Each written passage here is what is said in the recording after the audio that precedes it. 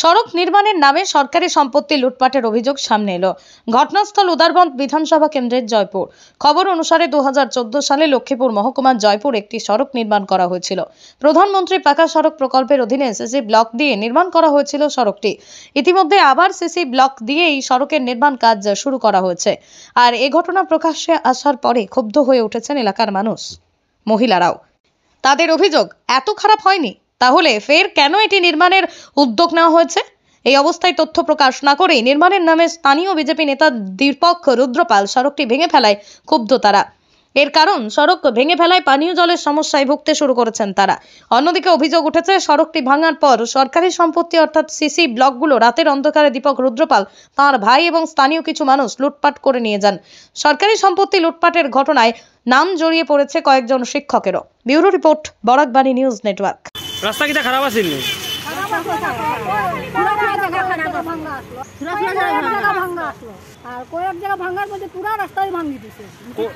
কতদিন থেকে এটা? 10-12 দিন থেকে এরকম কাম চলে। বালু বালু আসেনি বেজা?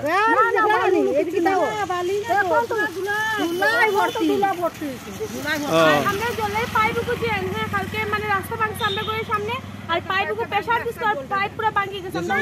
জেসিবি দিয়ে ভাঙছে। জেসিবি দিয়ে ভাঙা গেছে। ওটা মানে পুরো দাবি গেছে পাইপ, আর খালি পাপে জল বাইর হয়। বুঝছি।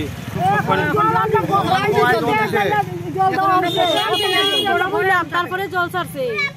ও রাস্তা করে আমরা সেদিন বাইক ধরে সবাই ঘর থেকে জল দিছি। আমরা যতদিন জল দিছি আজকে গরম হইছে, আমরা কতদিন জল দিমু ঘর থেকে বাইরে তুলে কইলে তারা কই খালি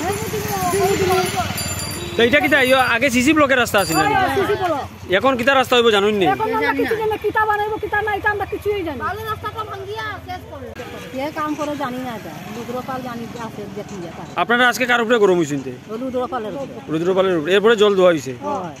সড়ক নির্মাণের নামে সরকারি সম্পত্তি লুটপাটের অভিযোগ সামনে এলো। ঘটনাস্থল উদারবন্দ বিধানসভা কেন্দ্রের জয়পুর। খবর অনুসারে 2014 সালে লক্ষ্মীপুর মহকুমার জয়পুর একটি সড়ক নির্মাণ করা হয়েছিল।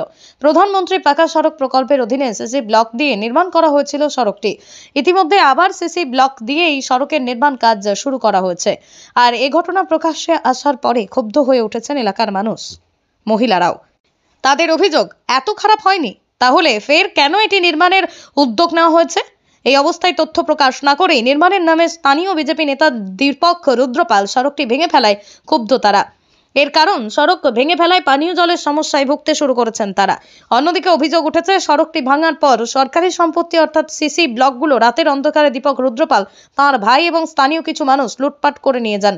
সরকারি সম্পত্তি লুটপাটের ঘটনায় নাম জড়িয়ে পড়েছে কয়েকজন শিক্ষকেরও। Bureau report, Barakbani news network.